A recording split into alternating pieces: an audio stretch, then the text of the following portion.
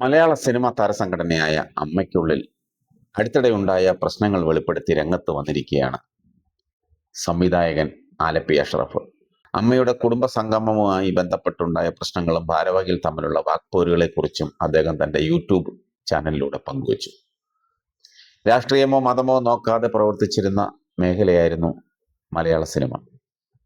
എന്നാൽ ഇപ്പോൾ ചിലർ രാഷ്ട്രീയവും വർഗീയതയും അതിൽ കൊണ്ടുവരാനുള്ള കുത്സിത ശ്രമങ്ങൾ അമ്മയിൽ നടത്തുകയാണെന്നാണ് ആലപ്പി അഷ്റഫ് പറയുന്നത്.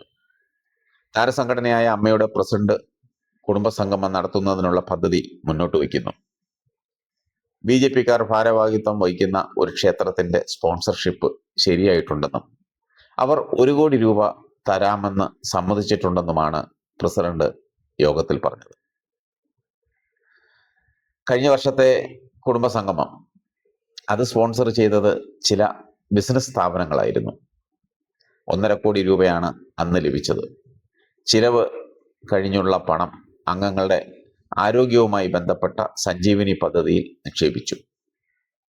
അന്ന് പ്രസിഡന്റ് സ്ഥാനത്തിരുന്നത് നടൻ മോഹൻലാലായിരുന്നു. ഇപ്പോൾ കൊണ്ടുവന്ന പദ്ധതിയിൽ പ്രശ്നമുണ്ടാകുമെന്ന് മനസ്സിലായതോടെ ബോർഡ് അംഗങ്ങളായ ജോയി മാത്യുവും അൻസിബ ഹസനും എതിർപ്പ് പ്രകടിപ്പിച്ച് രംഗത്തെത്തി. അത് പരസ്യമായി. അതോടെ വോട്ടെടുപ്പ് നടത്തി. കൂടുതൽ പേരും ആ വോട്ടെടുപ്പിൽ എതിർപ്പ് പ്രകടിപ്പിച്ചു. നിലവിൽ ഒരു തീരുമാനവും എടുത്തിട്ടില്ല. എന്നാൽ പ്രശ്നത്തിന് ഒരു പരിഹാരം കാണാൻ വേണ്ടി ചിലർ മോഹൻലാലിനെയും മമ്മൂട്ടിയെയും സമീപിച്ചു. ചില സ്ഥാപനങ്ങളുമായി സംസാരിക്കുകയാണെന്നാണ് മോഹൻലാൽ പറഞ്ഞത്. ക്ഷേത്രത്തിൽ നിന്ന് സംഭാവന കിട്ടുന്നതാണെങ്കിൽ വാങ്ങിക്കണമെന്നാണ് മമ്മൂട്ടിയുടെ അഭിപ്രായം. അമ്മയുടെ തലപ്പത്തിരിക്കുന്നവരിൽ ചില ഭാരവാഹികളിൽ നിന്നാണ് ഇക്കാര്യങ്ങൾ മനസ്സിലാക്കിയത്. അമ്മയുടെ തലപ്പത്ത് സ്ത്രീകൾ വന്നപ്പോൾ ആദ്യം പണി കൊടുത്തതും ഒരു സ്ത്രീക്കിട്ടായിരുന്നു. അതിജീവിതയുടെ കേസിൽ വിധി വന്ന ദിവസം IFFKയുടെ പേരിൽ ആഘോഷ വിരുന്നൊരുക്കി അമ്മ ആഘോഷിച്ചു. ഇതിനെതിരെ നടി മല്ലിക സുകുമാരൻ രംഗത്ത് വന്നിരുന്നു.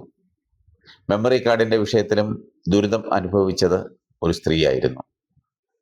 മെമ്മറി കാർഡ് അന്തരിച്ച നടി KPAC ലളിതയുടെ കയ്യിലാണെന്നാണ് അവർ പറഞ്ഞത്. അമ്മയുടെ ഉന്നത ഭാരവാഹിത്വം വഹിക്കുന്ന 2 സ്ത്രീകൾ തമ്മിൽ ഒരു പ്രശ്നമുണ്ടായിരുന്നു. ആ പ്രശ്നം സംഘടനയിൽ ഒതുങ്ങാതെ പോലീസ് സ്റ്റേഷനിലെത്തി. അതിനെക്കുറിച്ച് അറിയണമെങ്കിൽ തൃപ്പൂണിത്തുറ ഹിൽ പാലസ് വനിതാ പോലീസ് സ്റ്റേഷനിൽ അന്വേഷിച്ചാൽ മതി. അടുത്തിടെയാണ് സംഭവം നടന്നത്. ഒരു നടിയുടെ കുടുംബജീവിതത്തെ ഉലച്ച സംഭവമായതുകൊണ്ട് പറയുന്നില്ല. എന്നാൽ ഒരു കാര്യം വ്യക്തമാക്കാം.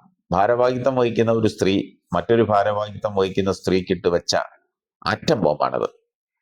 അവസാനം ഭാരവണിത ഭാരവാഹിക്ക് പോലീസ് സ്റ്റേഷനിലെത്തി മാപ്പ് പറഞ്ഞ് തടിയൂരേണ്ടി വന്നു.